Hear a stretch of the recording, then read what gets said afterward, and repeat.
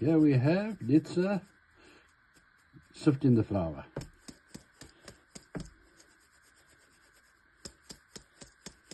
She's been in the fields today.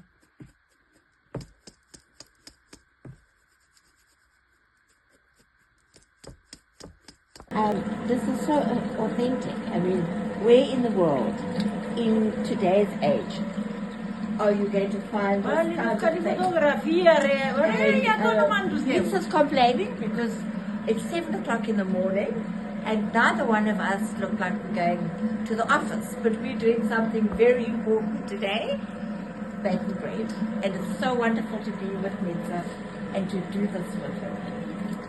And I hope you, my dear readers, are going to enjoy this just as much as I am enjoying being here in Cyprus with Nitsa baking bread today.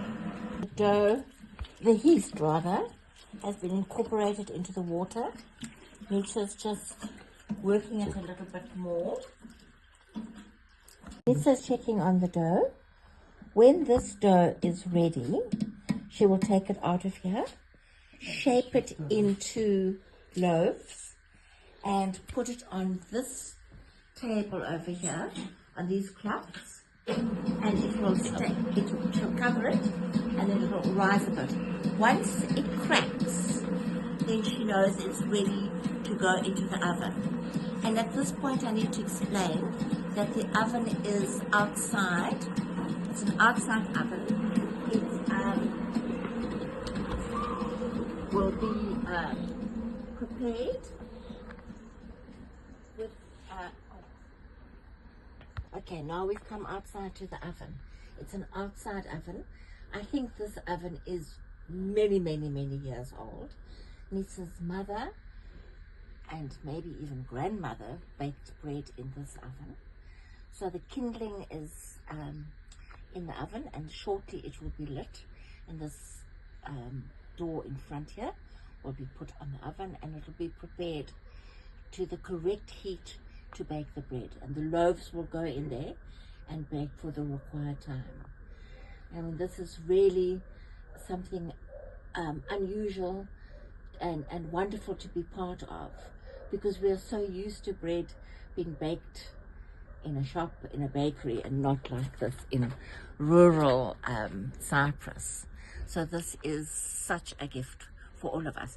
Behind over here's some kindling as well that will be used for the fire, and this is so amazing. I'm so grateful to be part of this and to be able to share it with you back home. Okay, so these are olives that have been picked from Nitsa and Thanasi's olive grove. They have a little, what would we say, a plot of land outside of the village where they grow all manner of things. So these olives come from that plot. This year the olive harvest hasn't been very good because the rain, due to lack of rain, but hopefully in the future this will be good. So these olives are soaked here, and they are going to be salted, and it's called frumbis, I think is the correct terminology for this. And here we have Thanasi. Thanasi's outside doing gardening. I just honestly, these two people amaze me for their age, how fantastically fit they are, and how they just go about doing things. I think that keeps people young. They can clean the oven. Oh, okay, so Thanasi's just informed us that he's cutting these twigs and he's going to use it to clean the oven. How are you going to clean the oven, Thanasi? I think Thanasi must explain to George, and George will translate. Τι θα κάνεις με αυτά τώρα, θα καθαρίσεις το φούρνο? Όταν θα τελειώσει, λοιπόν να τελειώσει, λοιπόν να τα συναξώ για να καθαρίσουμε το φούρνο πριν να πάμε τα ψουμιά, σαρίζουν το πρώτο και μετά με το ρούχο να γίνει γυαλίνη πλάζα, να μην μείνουν τίποτε καρβούνα μέσα, να μείνουν ούτε στάχτη ούτε καρβούνα τίποτε. So when the coals are burnt, the coals have to be taken out of the oven now, is heated up, and that's going to be to its right temperature. These will be used now to take the coals out and to clean the oven, and then the floor of the oven will be cleaned with a cloth so it's very clean, and then the bread dough will be put in so the bread can bake. And what I find so amazing now is that Tanasi is binding these twigs, these green twigs, to a long stick. And obviously that will be able to get into the deep recesses of the oven to give it such a good clean. Honestly, this is such an amazing experience. To be part of this is really tremendous. Some of the first batch of dough that it's made, she's cutting it now. The size is for them to bread. And I think now she's going to be preparing loaves, shaping this dough into loaves. Here she is. There's a sesame seed over here, which has been dampened, so it can stick to the dough. And here she is, preparing the dough. She's now cutting the piece in half and preparing the dough for the bread. So she's rolling a loaf that Nitsa makes out of her batch. It's for the church. So here she's rolling it in a circular loaf. So that is what she's doing now. She then will take a specific stamp.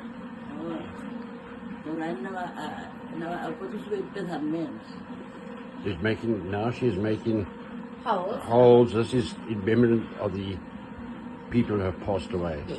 In memory of them. As George says, in memory of the people who have passed away, she is making these holes in remembrance of them on the bread. And don't you? I think this is just such a beautiful act of love. We never forget those who have gone before us, and we remember them in such an amazing way. And she's now rolling out this dough, preparing it, getting it ready. I really can't express enough how pleased I am that I can be part of this whole experience with George. She's just checking to see now that it's the same size, the correct size. Yes. She's shaping it. Both loaves are the same size. And now she's going to put the stamp of the... Oh, sorry. I've just realized now she's baking one loaf. She's putting the stamp. It's a religious stamp. It has religious connotations on the bread. And we will explain that to you later once I've found out exactly the meaning of each little stamp. She's making more holes. Nitsa, why are you making these holes again? To remember all those who have passed before us. So she's making those again.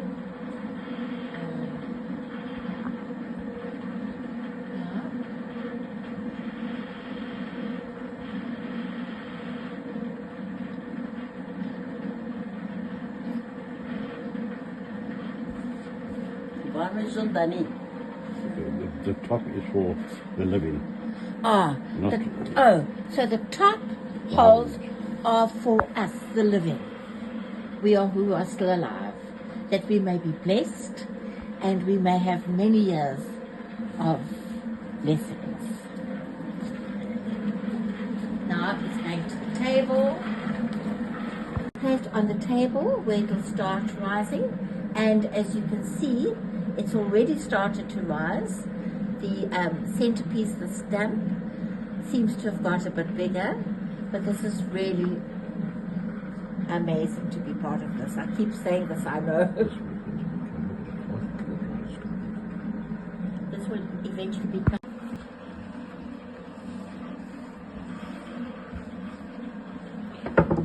This is the bottom half of the dough that is being prepared for the brospero, which is the bread that is offered to the church.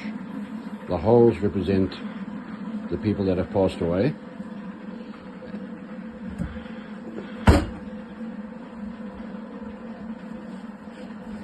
And now, as you see, Nitsa has put the church stamp on top of the bread, which is quite religious, and now she will go and perforate the dough for the living, for the blessings to the living. People that have not passed away are still in the family. This will be baked, taken to the church, and this will be an offering to the saints and to the church itself. These are the 2 loaves that are prepared for the church. Prospero. The nasi always grinds the flour for the bread. So he hand grinds the flour for the bread. This is such an amazing experience, people. I tell you, I wish all of you could be in this kitchen experiencing this. She does. Roll it. Like she does. I tell you, it's easier said than done, people. Easier said than done. I think I'm going to need Nitsa here to come over and help me here with my loaf.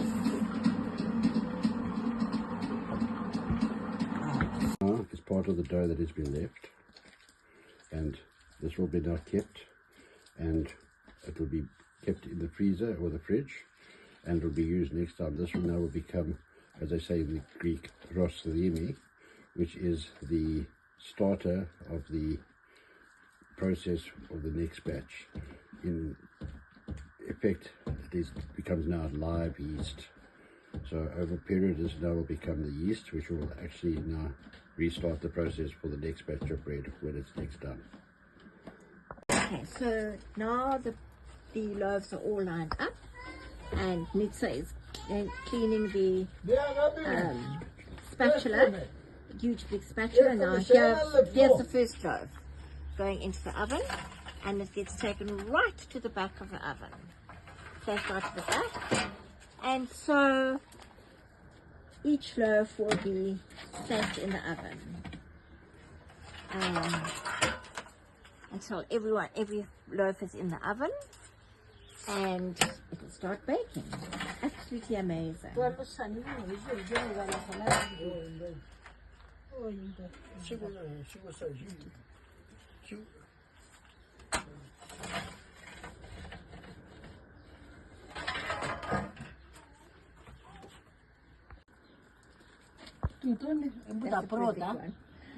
Πρώτα, εντάξει. Τα υστερινά ήθελα να ακόμα λίγο.